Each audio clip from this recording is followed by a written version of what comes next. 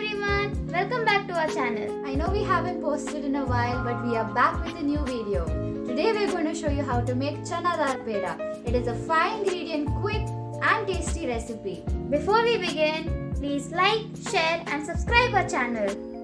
So let's begin. Take a bowl and add 1/4 cup of ghee And half cup of sugar. Mix well until light and fluffy.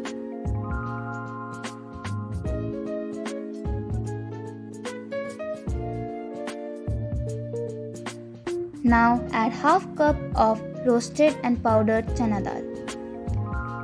Mix well.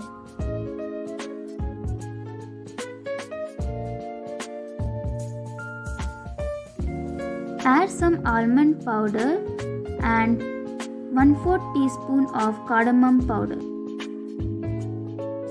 Knead well.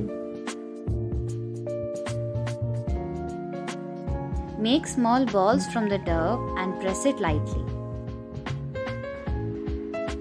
Press lightly and add any dry fruit of your choice.